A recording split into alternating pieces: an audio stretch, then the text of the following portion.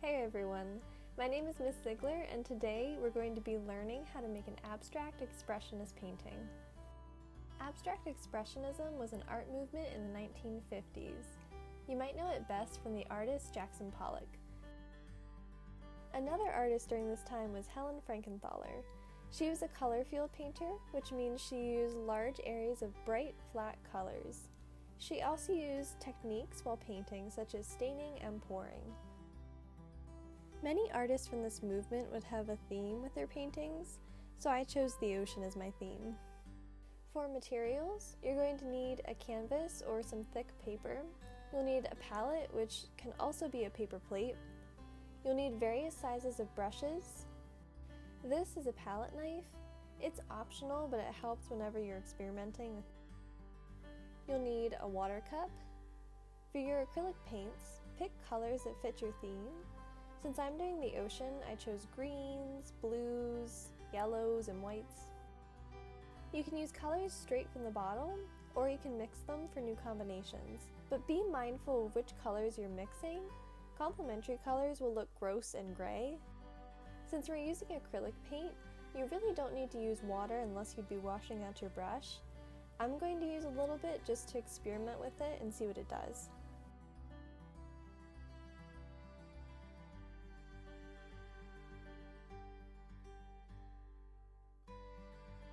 The strokes I'm adding correspond to my theme. I want the illusion of waves, so I'm making lines that are curved and swirling. To add splatters, load up your brush with paint, add some water to it, and carefully tap the end of your brush. Another tool you can use is a bit of cardboard. Load paint onto the canvas so the paint is thick. Then spread the cardboard to the canvas to spread the paint.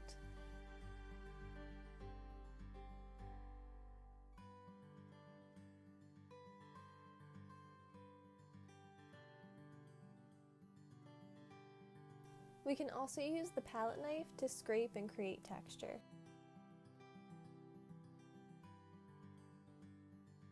So, because Frankenthaler did staining, I thought I would try it by watering down some paint.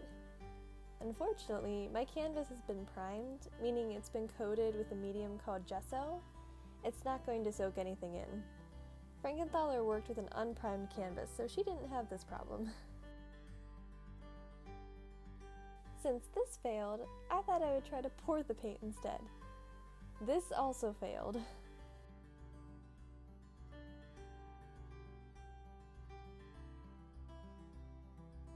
I ended up trying to wipe off the excess paint with a paper towel, and it actually made some pretty cool textures. Happy accidents, I guess. We can also use the palette knife to apply paint to the canvas. This works less well with acrylic paint and better with oil paints, because they would have a thicker consistency. If you have a lot of water applied to your canvas, feel free to pick it up and let it flow around. You'll get some interesting combinations. Don't be afraid to just randomly add color here and there. If it looks bad, just add more paint, or wipe it off. I wanted to add some white paint over top to create contrast with the entire piece, as well as creating the illusion of churning waves. More splattering can't hurt. Just be sure you hold the brush close to the canvas or you might end up with freckles. And it's done! Now we need to clean up. Clean up your brushes in the sink. If you have a lot of paint left in your palette, wipe it out before you would wash it. Clean up any paper scraps and throw them away. Once your painting has dried, you'll be good to hang it up. I hope you all enjoyed my video. Thanks for watching!